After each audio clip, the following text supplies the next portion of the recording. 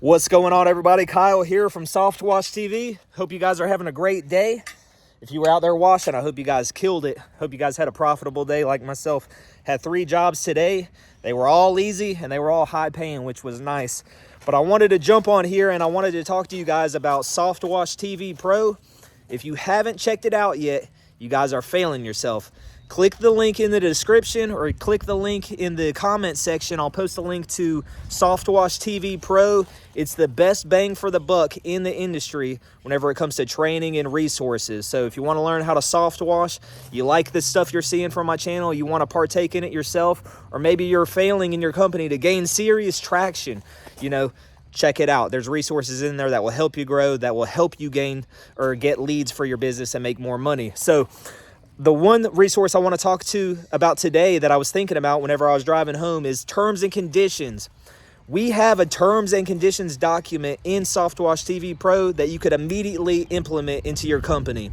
If you're running a pressure washing company and you're not using a terms of use document or a terms and conditions document, guys, you are failing yourself big time and you're going to get burned eventually. It's only a matter of time. So what is a terms and conditions document? Basically, it's a contract or a document where you're outlining everything that's going to go on between you, the company owner, and then the property owner, the customer. So you're going to outline all the expectations, all of the responsibilities for both parties, right? So let's talk about a couple things. Let's talk about 5 times where early in my business career of running my company, I got burned by not having a terms and conditions document. Let's talk about 5 times. All right, guys, number 1, and these are in no special order. I'm just going to throw them out here as I think of them. But number 1, I was out filming, and this is when I first started my company. I was filming for a YouTube video, getting some wash content for you guys. And a customer did not like that. I had a tripod in their yard with a camera, and then they saw me holding a camera whenever I was doing some washing on their house. And they came out there. They were nice about it, but they were like, hey, you didn't ask us for permission, to film. You didn't say anything about that. We would like you not to film, which is completely fine. And I respected the customer's desire for that. And that was a failure on my part. I should have outlined it in a terms and conditions document. So since then, I've implemented a media section in my terms and conditions document where I talk about, hey, we utilize photos and video for a multitude of reasons. It might be for training purposes. It might be because we're documenting damage on your property, or it might be for marketing purposes. So I could use my footage for YouTube. I could use it for Facebook ads or Google ads, whatever it is. We've outlined that in the terms and conditions document. So now moving forward, when customers acknowledge or accept their estimate, they have acknowledged that, hey, we might be using cameras and I might set up a tripod in your yard whenever I'm filming. So that's number 1. All right, number 2, this was a customer that was not clear with the expectations whenever it came to a roof wash. Now, I did a very good job of explaining this to his wife whenever I was out there in person doing the estimate, but it wasn't in my terms and conditions at the time. So basically, you guys all know how it goes with roof washes.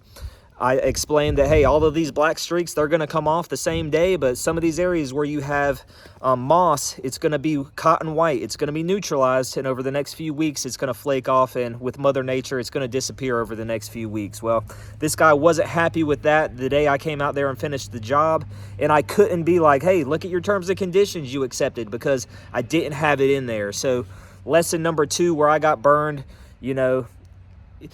nothing changed. We still had to wait a few weeks for it to come off the roof, but we could have avoided all of that confusion and a little bit of tension right there had I outlined that in my customer contract. All right, guys, number 3, inclement weather. I had a customer that wasn't that happy a day that we had rain and thunderstorms. It was her expectation that whenever the rain or the inclement weather stopped, that I was going to be at her house as soon as the weather was done, washing her property. And unfortunately, you guys know how it is whenever your schedule is booked out and you got multiple jobs a day.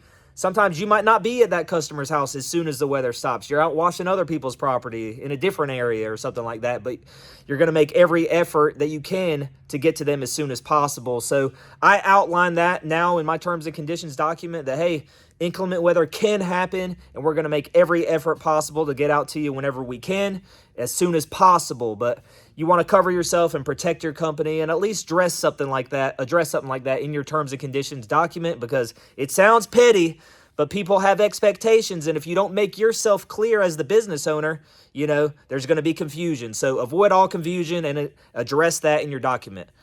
Number 4 was a payment issue. So whenever I was first getting started in my business, United SOFTWASH, I had a woman that I did a job for, and it was like a $2,000 job, and I needed that money. And I was hitting her up.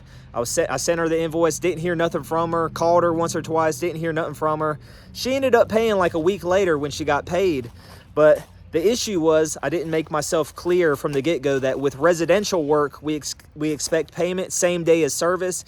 And with commercial work, our standard now in my company is net 60. So you could do net 30 if you want, but I allow bigger companies more time because they have back office type stuff. It's got to get through accounting and different things like that, and it might take a while. So make it clear in your terms and conditions what your expectations are with payment. Is it same day as service? Is it net 30, net 60? And then what are your payment terms? How are they going to pay you? Do you accept cash and check?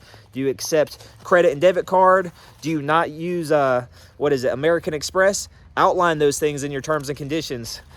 Whenever I first got it started, I didn't have that in mind, and it burned me.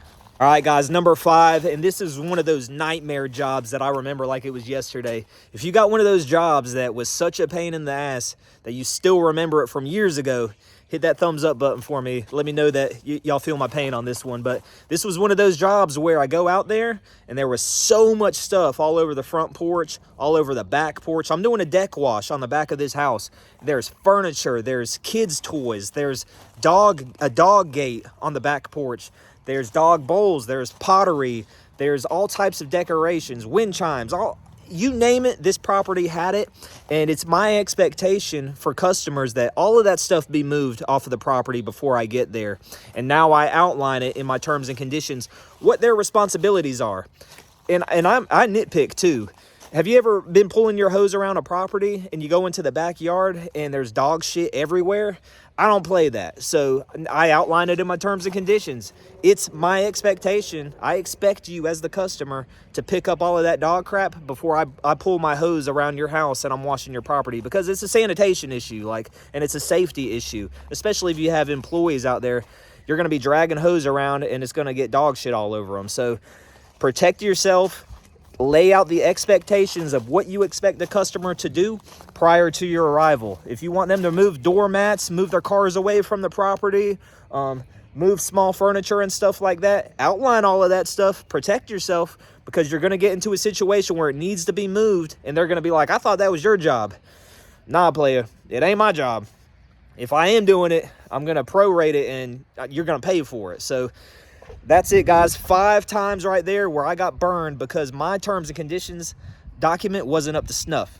All right, I say all that to say this: if you currently are not using a terms and conditions document, you need to get yourself one. So either type yourself one up, or if you want one that's very polished, one that I've learned, unfortunately, through a lot of mistakes and a lot of trial and error over the years, you could go to SOFTWASH TV Pro and use the one that I use in my company, and I could set you up for success. So you might have to fine-tune 1 or 2 things that make it perfect for your company, but at least you'll have my document that I use on the daily. So if you're using a CRM, you could implement it to where whenever you shoot out your estimates or your proposals, they have to acknowledge that terms and conditions to accept the estimate. So, or if you're old school and you're still using paper, hey, you can print this document out and give it to people to sign. So like I said, mine's very polished. I want to say it's like 4 or 5 pages long. It's crazy detailed. So check out SOFTWASH TV Pro.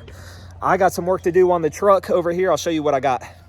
I'm out here doing some work on Medusa while I still got some daylight, but I threw a Suds remote downstream box up here. If you guys remember, I used to sell these things. Up until recently, I had the Gen 1 boxes on my rig, and this was the Gen 2 box that I released. You know, it was probably 1.5 years ago, maybe 2 years ago, where we upgraded from the metal motorized ball valve to we had a full-blown PVC ball valve that holds up the chemicals a lot better. So I stopped making these, but I still got like 4 or 5 of them in the shop, and I'm throwing 2 on the rig right here. So this one's for the IGX 800, and I'm about to hook up another one back there for the 5.5 gallon a minute machine, so I could have remote downstream injection for both of those.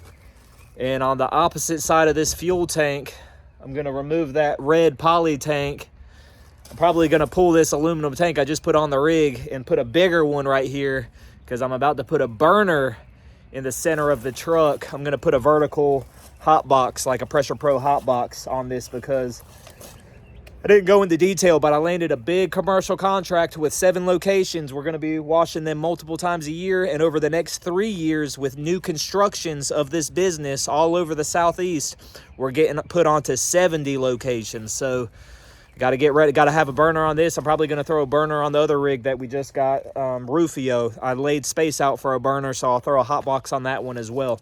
That's a wrap, you guys. If you're washing, stay safe, take care. I got more content coming soon. Tune in. If you're new to the channel, hit subscribe, hit the thumbs up button for me. Appreciate it.